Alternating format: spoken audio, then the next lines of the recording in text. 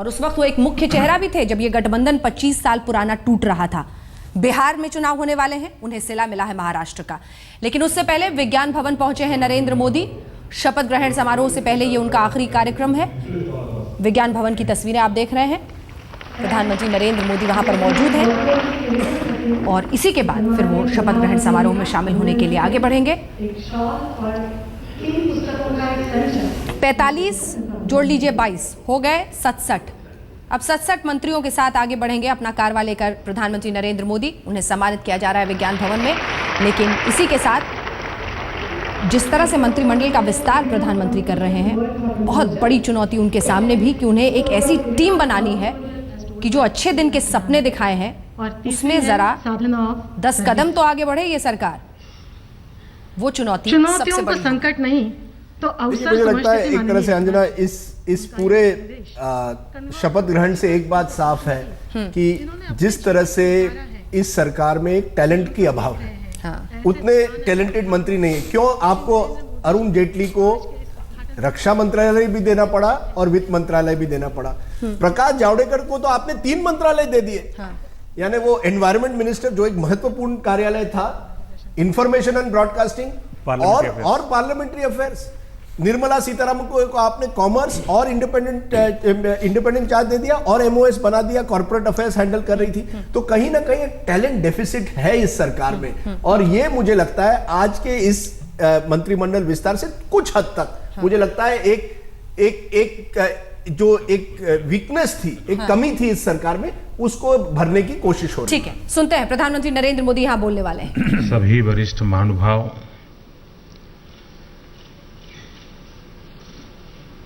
और एकनाथ जी की प्रेरणा से जीवन में कुछ न कुछ करने की जिन्होंने ठान के रखी है और करते रहते हैं, ऐसे सभी उपस्थित वरिष्ठ महानुभाव, मेरे लिए बहुत सौभाग्य का ये अवसर है कि जिस महापुरुष को बचपन में हमारे लिए एक प्रेरणा के रूप में देखते थे, जिनके साथ छोटी आयु में कार्य करने का सौभाग्य मिला था,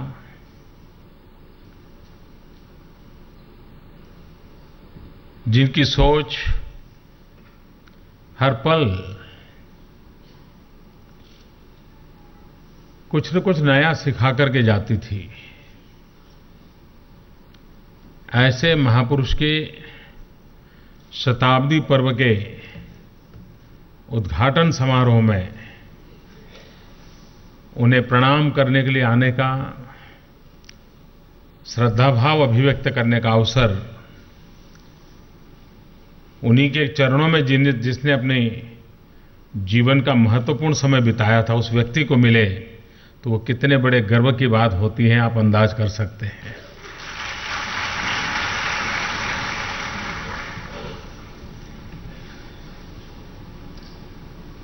यहां पर बहुत लोग होंगे जिनका एकनाथ जी के साथ स्वाभाविक संपर्क आया होगा।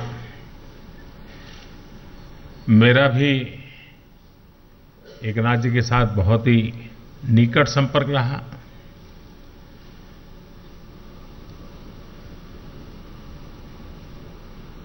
और मैंने हमेशा पाया कि वो परफेक्शन के संबंध में इतने आग्रही रहते थे कि कभी-कभी उनके साथ काम करने वालों को भी अपने आप को उस लेवल पे ले जाने में बहुत कठिनाई महसूस करनी पड़ती थी। जब विवेकानंद रॉक मेमोरियल पर स्वामी विवेकानंद जी की प्रतिमा कैसी हो उसका निर्णय हो रहा था और उन चर्चाओं को मैंने भी सुना था। विवेकानंद जी की आंख किस तरफ देखें और उस आंख से क्या दर्शन हो, इतनी बारीकी से वे शिल्पकारों के साथ, उस चित्र बनाने वालों के साथ चर्चा करते थे। जब शिला स्मारक बन रहा है तो सामुद्रिक हवा, उसका अपना एक स्वभाव रहता है। उन पत्थरों का चयन किया जाए ताकि सदियों तक उस सामुद्रिक जो सॉल्ट एडेड एयर रहती है उससे उसको कोई खरोच ना आए। उन पत्थरों का सिलेक्शन कैसे करें। बनाने के बाद भी उनको लगा कि नहीं, आधुनिक टेक्नोलॉजी का कैसे उपयोग किया जाए। तो वो कौन सा केमिकल हो सकता है कि जिसको कुछ वर्षों के बाद अगर लगा लिया जाए तो फिर उसको सुरक्षित रखा जा सकता है। जबकि ये कोई उनके विषय नहीं थे, न ही वो इंजीनियर थे, न ही वो आर्किटेक्चर थे, लेकिन ये उनके एक विशेषता थी कि जो भी करें स्थायी भाव से करें, जो भी करें भविष्य को ध्यान में रख करके करें, जो भी करें सहज सरल उपयोगी हो। उन बातों को लेकर के वो हमेशा योजना करते थे। और ये विचार उनके मन में आना कि कोई काम करें तो जन भागीदारी से करें। शायद हिंदुस्तान में ये पहला ऐसा इनिशिएटिव था जिसमें जन भागीदारी का इतना बड़ा व्यापक आयोजन था और समर्थन था। हिंदुस्तान के 40 साल के ऊपर के किसी भी व्यक्ति को पूछोगे तो बहुतेक लोग ऐसा बताएंगे कि हाँ भाई, मैं भी उस समय विवेकानंद रॉक मेमोरियल बनाने के लिए 1 रुपया मैंने भी दिया था। इस देश के 40 से ऊपर की उम्र के लोग आज भी स्वामी विवेकानंद का वो रॉक मेमोरियल देखेंगे तो वहां जाते उसको लगता है हाँ भाई, इसमें मैं भी हूं, मेरा भी कुछ योगदान है। हिंदुस्तान के हर कोने में ये भाव जगाना कि शिला स्मारक भले कन्याकुमारी के समुद्री छोरों के बीच क्यों न हो, लेकिन मैं चाहे नॉर्थ ईस्ट हूं, चाहे मैं पश्चिमी भारत में हूं, चाहे उत्तरी भारत में हूं, या मैं विश्व के किसी कोने में रह रहा हूं, लेकिन इस काम में मेरा भी योगदान है, मैं भी जुड़ा हूं। ये संस्कार, ये एक इमोशनल अटैचमेंट, सिर्फ रुपयों का काम होता तो शायद वो 50 लोगों से डोनेशन ले सकते थे। उनके दूसरा कौशल्य देखिए। इस देश में उस कालखंड में जो राजनीतिक माहौल था, वो एकनाथ जी के काम को और उसको अनुमोदन करने को सराहना करने वाले नेचर का राजनीतिक वातावरण नहीं था। एक प्रकार से उस समय का राजनीतिक जो एस्टैब्लिशमेंट था वो इस प्रकार की प्रवृत्तियों को अपना राजनीतिक विरोधी खेमे के रूप में देखती थी, वैसा माहौल था। लेकिन एकनाथ जी ने हिंदुस्तान का उस समय का कोई मुख्यमंत्री ऐसा नहीं होगा, कोई गवर्नर ऐसा नहीं होगा, केंद्र का कोई ऐसा मंत्री नहीं होगा जिसके यहां जाकर के दरवाजे पर दस्तक न दी हो। एक एक के पास खुद गए, शिला स्मारक की योजना बनाई, और शायद हिंदुस्तान का कोई राज्य ऐसा होगा जिस सरकार ने सरकार की तरफ से इसमें डोनेशन देकर के हिस्सेदारी न की हो। ये काम छोटा नहीं है। यानी अगर उम्दा उद्देश्यों को लेकर के चलें तो किसी भी राजनीतिक विचारधाराओं से प्रभावित लोगों को भी अच्छे काम के लिए जोड़ा जा सकता है। और इसलिए एकनाथ जी के हर कार्य के मूल बिंदु में एक भाव रहता था, जोड़ना।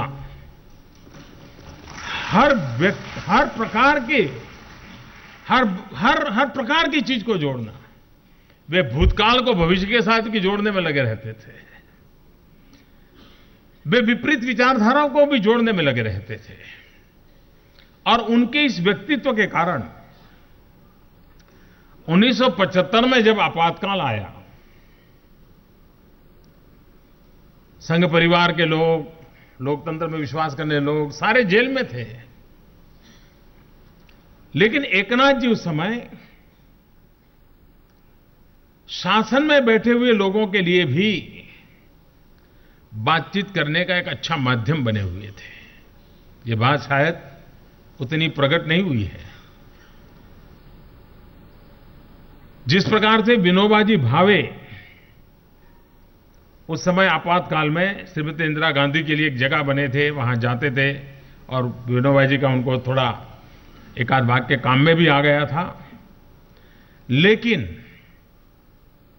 एकनाथ जी रानडे पूरी स्थितियों में से बाहर कैसे निकला जाए, किन किन लोगों से विचार विमर्श किया जाए, शासन में बैठे हुए लोगों को एकनाथ जी पर भरोसा है, उनसे बात की जा सकती है।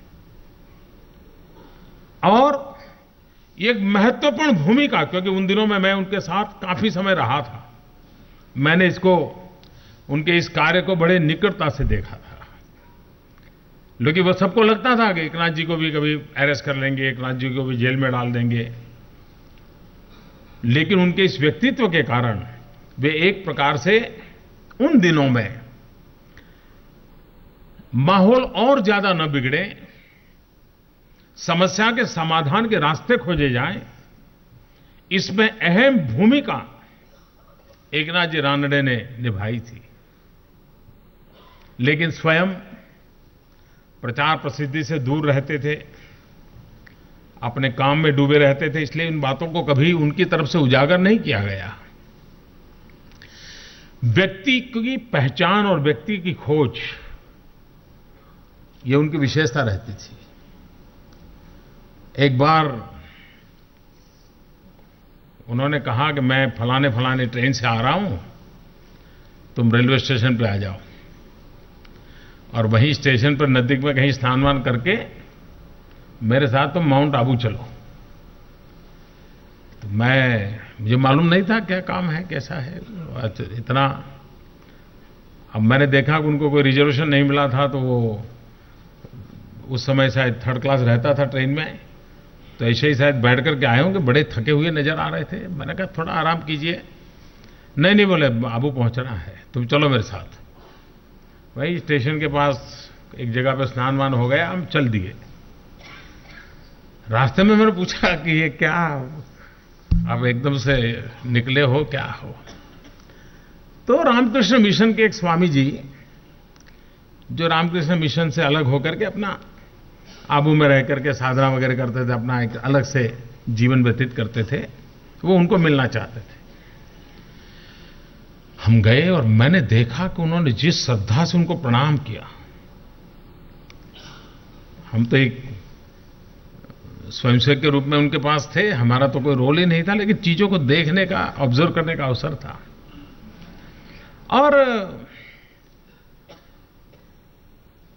वो उनको आग्रह करने लगे कि ठीक है, अब आप रामकृष्ण मिशन की व्यवस्था से बाहर हुए हैं, अलग से काम कर रहे हैं, लेकिन इतना बड़ा काम है, आप विवेकानंद शिला स्मारक की व्यवस्था से जुड़िए और आपकी जो तपस्या है देश के युवाओं को प्रेरणा दे, उसके लिए काम लगाइए।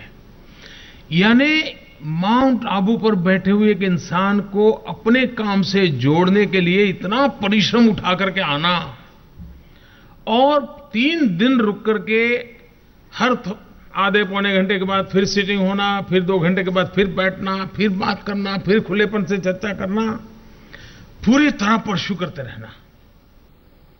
मैं देख रहा था कि एक काम के लिए, और जो एकनाथ जी के लिए कहा जाता है 1 लाइफ 1 मिशन, वो जी करके दिखाया था उन्होंने।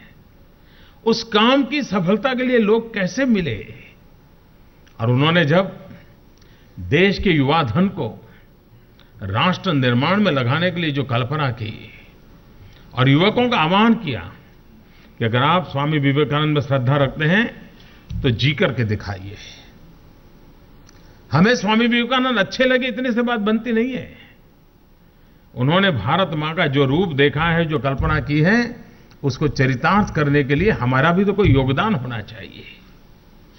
और इस बात को लेकर के वो लगे रहते थे, बहुत ही आग्रह से उस काम को करते थे और देश के युवाओं में एक चेतना जगाई। और मैं देख रहा था, क्योंकि उस समय जब गुजरात में इस प्रकार के युवकों का साक्षात्कार होता था, जिनको बाद में इस प्रक्रिया में जोड़ना होता था, उस साक्षात्कार के लिए जो लोग बैठते थे, तो मुझे भी उसमें बैठने का सौभाग्य मिलता था। और उनकी जो टीम आती थी, साक्षात्कार करती थी, पहला लेयर जो पार होता था, बाद में एकनाथ जी स्वयं उनसे बात करते थे। और मैं देख रहा था कि उस पूरी प्रक्रिया से जब एकनाथ जी को कोई भी नौजवान मिलता था, तो उसे लगता था बस अब घर वापस यहीं से नहीं जाना, यहीं से चला जाना है। एकनाथ जी ले जाओ मुझे, मैं आप जो कहेंगे कर दूंगा। मैं समझता हूं ये अपने आप में बहुत बड़ी उनकी सिद्धि थी। स्वामी विवेकानंद जी ने रामकृष्ण मिशन का निर्माण किया। उसी आदर्शों और विचारों की परिपूर्ति के लिए एक नया प्रकार, और वो भी रामकृष्ण मिशन की सारी प्रवृत्तियों के साथ कंधे से कंधा मिलाकर के। वरना कभी कभार एक ही प्रकार से दो संस्थान आमने सामने हो जाते हैं या पैरेलल चलने लग जाते हैं।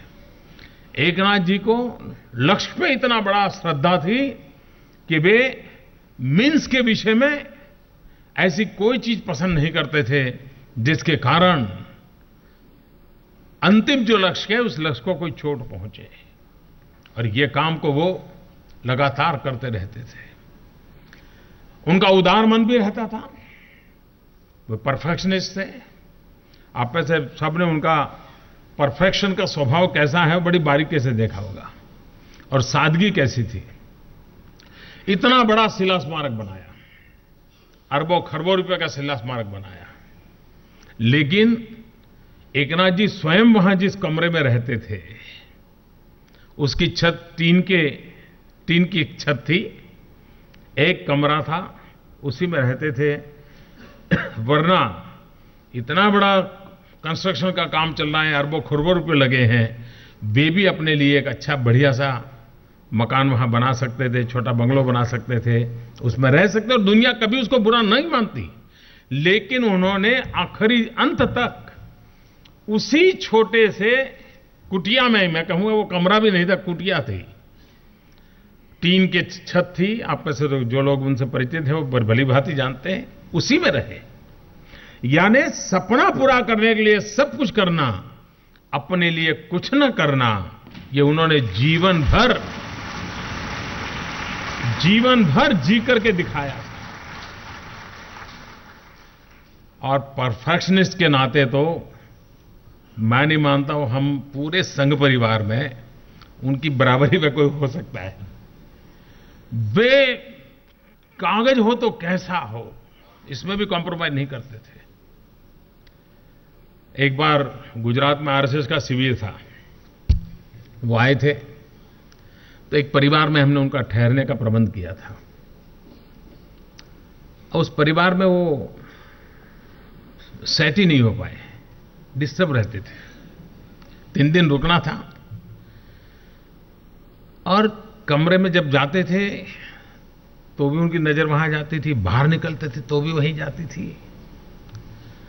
तो मैं पहले 2 दिन तो मिल नहीं पाया, लेकिन तीसरे दिन मैं उनके पास गया। मैं कहा एकनाथ जी कैसा रहा, कोई कठिनाई तो नहीं हुई वगैरह, क्योंकि हम बड़े शिविर में लगे थे और वो रात को वहां रुकते थे और दिन में शिविर में आते थे। तो बोले ये जो ट्यूबलाइट है ना, ये टेढ़ी लगती है।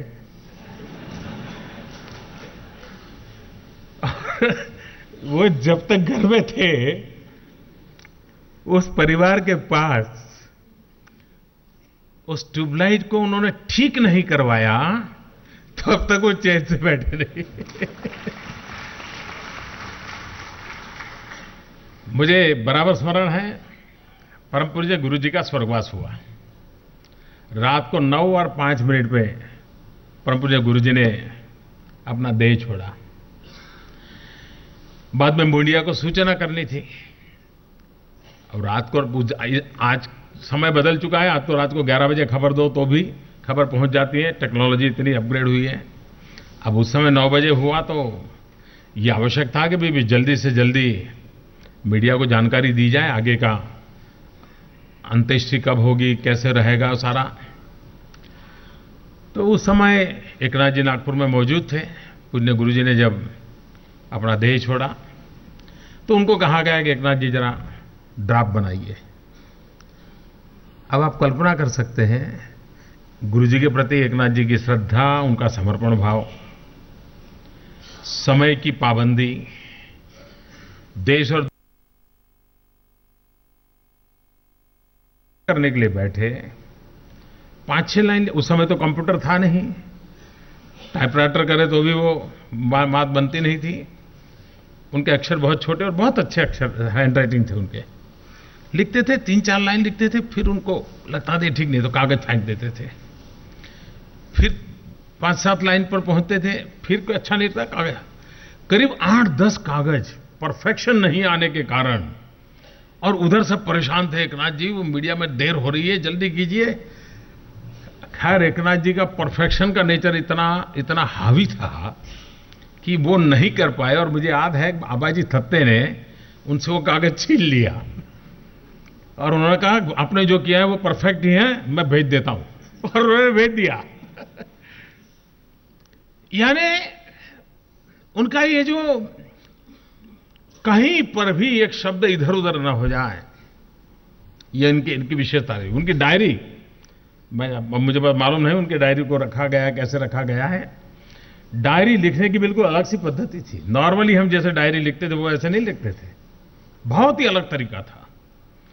मिलने वाले व्यक्ति, उनसे हुई बातचीत और उसमें से काम में आने वाली अपने जीवन में उपयोगी बात, उसको वो छांटते थे और उसको अपने डायरी के कोने में लिख के रखते थे। और मुझे नहीं लगता शायद कितने ही कठिन परिस्थिति क्यों न हो, उन्होंने डायरी अपनी छोड़ी हो। इतने परिश्रमी, इतना जीवन, लेकिन एक और बात थी, वे कभी बीमारी सहन नहीं कर पाते थे। थोड़ी सी भी बीमारी से वो इतने डिस्टर्ब हो जाते थे, बहुत परेशान हो जाते थे और अगल बगल वालों को भी परेशान कर देते थे। वो अपने आप को, यानी वो बहुत ही अनकंफर्ट हो जाते थे। कभी कभी मुझे लगता था कि उस समय एकदम से वो बालक अवस्था में हो जाते थे, क्योंकि मैंने उनके निकट इस प्रकार से रहा हूं, इसलिए मैं उन बातों को आज मैं जब यहां आ रहा था तो मन कर रहा था कि मैं और कोई भाषण करने के बजाय मैं ही कुछ पल के लिए एकनाथ जी को जी लूं और उस जीने के भाव से मेरे हृदय से बातें निकली हैं। लेकिन जो बात उनकी श्रद्धा युवकों में थी, जो बात विवेकानंद जी ने कहा था कि मुझे 1000 युवक मिल जाए, मैं दुनिया में ये कर सकता हूं, इनके मन में था कि विवेकानंद जी के सपनों वाले युवक कैसे तैयार करें, और उसी में वो लगे रहे। आज नॉर्थ ईस्ट के अंदर इतना साइलेंटली जन सामान्य के जीवन में बदलाव लाने का काम करने में विवेकानंद केंद्र ने बहुत बड़ी भूमिका निभाई है, बहुत बड़ी भूमिका। एकता के साथ साथ इन कठिनाइयों के बीच भी हम देश के लिए कुछ कर सकते हैं, देश के लिए जी सकते हैं, ये भाव पैदा करना। अच्छे से अच्छे परिवारों में पैदा हुए नौजवान, सुख संपन्न जीवन में पले बढ़े नौजवान, एकनाथ जी के कहने पर नॉर्थ ईस्ट के जंगलों में अपनी जवानी खपा देने लग गए। ये छोटी चीज नहीं है। और कभी कभार